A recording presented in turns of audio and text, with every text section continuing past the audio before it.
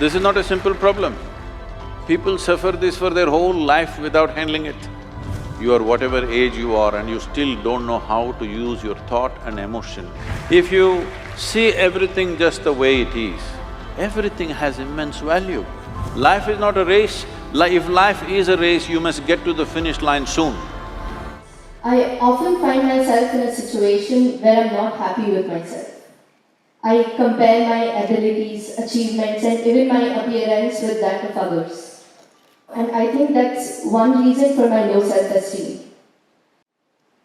How do you think I can build up on my self-esteem and get rid of the self-hatred that I have?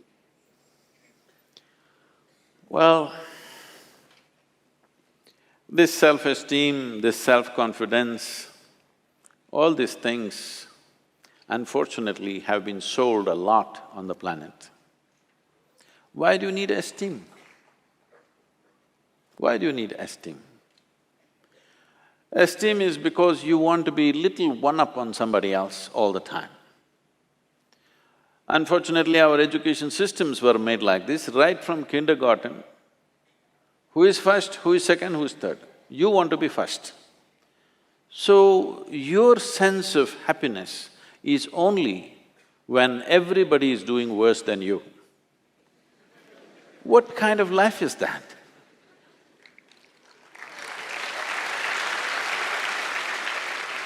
Why are we structuring our lives like this, that if everybody is doing badly, I will feel great? I think it's sickness. Hello? You think it's joy or sickness, please tell me. If all of you are doing badly, I feel great because I am number one now. No, this should go. From an early age, unfortunately, this is being imposed upon a child's mind that you have to be on top of everybody else. This is like, I want you to just imagine if this happened to other creatures. Let's say it happened to the plants and trees and animals. If an ant wants to become like an elephant, that is going to be a terrible ant-elephant, isn't it? Suppose a mango tree wants to become like a coconut tree. It will be a horrible mango tree because with one branch like this, no mangoes will come out of this. A mango tree is like this, a coconut tree is like that. That's how it should be. This has happened because in so many ways, people have put these things into your mind, what is good, what is bad, what is high, what is low, what is up, what is down. Because of this, you have never paid attention to every aspect of life in the sense. Maybe humanities people and lawyers and what are you? Huh? Oh, the accounting people. You never paid attention to these things. I spend a lot of time paying attention to all kinds of creatures, ants and grasshoppers and worms and everything. If you observe, let's say an ant, or let's pick up something little more than an ant, like a grasshopper, it's easier to see him. If you look at him carefully, whoever created this grasshopper has paid as much attention to a grasshopper as they have paid to this one. Please pay attention and see. When the source of creation has given equal attention to ant and you, who the hell are you to think an ant is a lowly creature and you are some superhuman being?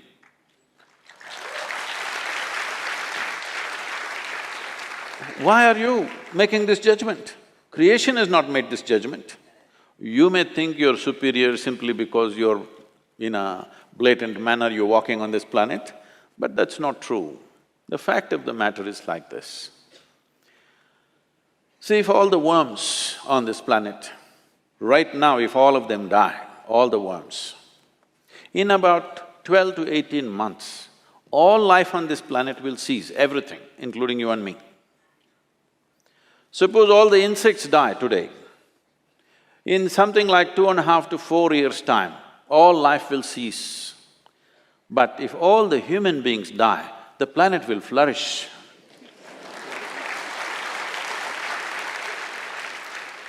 Yes, we make good manure. Human beings go away, right through this building trees will grow, isn't it? Yes or no? Everything will flourish. So, who the hell is telling you that you are the most significant life? This idea that the cosmos is human-centric is a stupid idea. In this cosmos, even this solar system is a tiny speck. Tomorrow morning if the entire solar system evaporates, nobody will notice it. That's how small it is. In that tiny speck,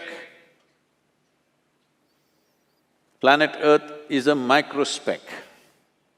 In that microspeck, Bengaluru is a super microspeck. In that, you are a very big person with great self-esteem.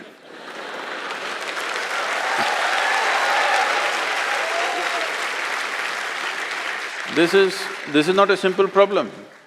People suffer this for their whole life without handling it. Essentially, it is just this. You have gotten yourself into a place where most human beings are in this place, you get yourself into a place where you cannot handle your own thought process and your emotion. That's all. You meet 50, 60-year-old people, they've still not figured how to handle their thought and emotion. These are basic faculties. When the hell are you going to learn how to use your thought and emotion? Suppose you're 20 years of age and you still don't know how to use your fingers, people will say you're handicapped, isn't it? You are whatever age you are and you still don't know how to use your thought and emotion, are you handicapped too? Hello? Are you or are you not? You are, you're crippling yourself. Why has this happened? Is simply because you have made unnatural divisions in the existence, which don't exist anywhere else except in human mind. Yes? Nowhere else does it exist except in human mind. Because you're a little girl, can I call you a little girl? Yes, you can. I'm telling you the boys, she's not a little girl for me, she's a little girl.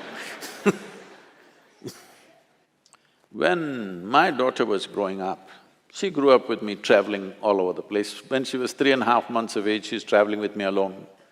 I'm driving all over India with her in the strapped to the seat of the car. So, she grew up like this, and every day we're in some different family. People are wonderful, but there is a problem with the adults. The moment they see a child, they want to teach the child something that's not worked in their life.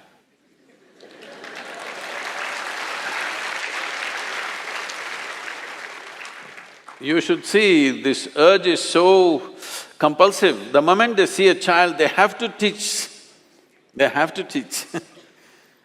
So I made one rule, see, you can play with her as much as you want, you can talk to her, but nobody is going to teach her anything. But Sadhguru, she won't learn anything, ABC at least 1, 2, 3. I said, no 1, 2, 3. Then they said, she won't know how to count even her fingers. I don't care. If she doesn't know how to count her fingers, as long as she knows how to use her fingers, I don't care. She thinks she has 1,000,000 fingers, what's my problem? But they want to teach 1, 2, 3, ABC, Mary had a little lamb. I said, I don't care whether Mary had a lamb or no lamb. You're not going to teach her anything. So nobody taught her anything. She's all ears, everybody treat her… because if you have nothing to teach, you have to treat somebody like your equal. So she grew up. By the time she's 2.5, 3 years of age, she can speak in terms of remembering about 700 to 800 names, all adults. She thinks they're all her friends because everybody spoke to her like she's an adult. And I would not have sent her to school, but my schedule went totally crazy and I had to put her in some school. So when she was 12, 13 years of age, one day she came back home and something that happened at school disturbed her. So she came and came to me and said, you're teaching everybody so many things, you're not telling me anything. I said, see, I don't do it unsolicited. Now that you've come, just sit down. This is all you have to know. Never look up to anybody. She looked at me like this, what about you, kind of thing. I said, especially me, because the moment you look up to me, you will miss it completely. If you look at me just the way I am, there is a lot of value to it. If you look up to me, what will you do? Probably take my picture and nail it to your wall, like you nailed so many people who are of value in this world. You just look at me for what I am, don't look up to me, and never look down on anybody. This is all. Never look up to anything, never look down on anything. If you see everything just the way it is, everything has immense value. Everybody has a place and value to their life, isn't it? Every creature has value. Because we did not realize that, how many things we have destroyed in this world? Simply because we think this is valuable, this is not valuable. There is nothing here that is not valuable, everything has its value. Maybe you are not able to see it. So don't set yourself up like this, you versus the rest of the world. It's a bad competition to get into. You want to be number one on this planet. It's a horrible place. Everybody below you and you up. Is it a good place to be? I think it's a sick place. This attitude of wanting to be ahead of somebody needs to go. Well, for fun in a game or something you compete, that's different. Life is not a competition, life is not a race. If life is a race, you must get to the finish line soon. If you think life is a race, you must be at the finish line today, I can tell you how. You want to go there? No. This is not a race. This is a tremendous privilege that we have come as human beings. This means our ability to experience life is of a much larger proportion than any other creature on this planet. That is the significance of who we are, yes? We can experience life in many more vivid ways than how an ant can experience, how a grasshopper can experience, how somebody else can experience. This is our privilege. Instead of experiencing life, we are trying to win the race. If you win the race, you should be in the crematorium today.